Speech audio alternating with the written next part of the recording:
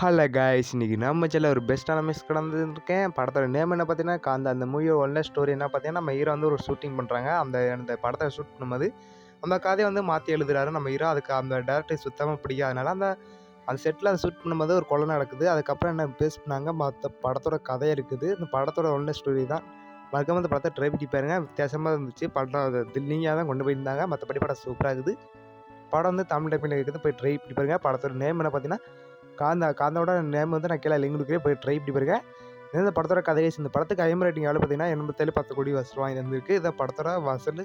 இந்த படத்தோட கதை இதுதான் கைஸ். மறக்காம இந்த மூவிஸ் பிடிச்சவங்க ஒரு லைக் போட்டு சப்ஸ்கிரைப், கமெண்ட் பண்ணிருங்க. Bye guys.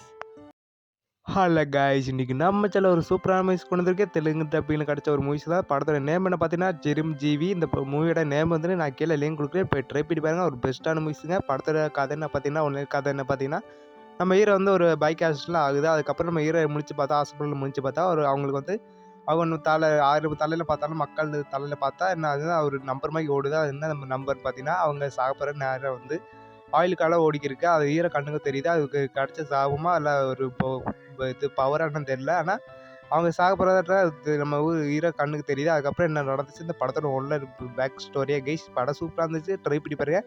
தெலுங்கு டப்பிலும் கிடைச்ச ஒரு பெஸ்ட்டான படத்தோட நேம்னு பார்த்தீங்கன்னா, சிரஞ்சீவி. மூவியோட நேம் கீழே குடுக்கிறேன். லாஸ்ட்டா அந்த பவர் கிடைச்ச பின்னாடி நம்ம ஹீரோ வந்து என்னென்ன ஃபேஸ் பண்றாரு, ஹீரோயின்ட்ட அவங்க ஃபேமிலிட்டருந்து எப்படி ஃபேஸ் பண்ணாரு, அதுக்கப்புறம் இந்த பவர் கிடைச்ச பின்னாடி அவருக்கு என்ன ஆச்சு, இது மொத்த கதை கைஸ். இந்த மூவிஸ் பிடிச்சாங்க ஒரு லைக் போட்டு சப்ஸ்கிரைப், கமெண்ட் பண்ணி பாருங்க. ஒரு வித்தியாசமான ஒரு தெலுங்கு டப்பில கிடைச்ச படம் தான். மறக்காம ட்ரை பண்ணி பாருங்க. Bye guys.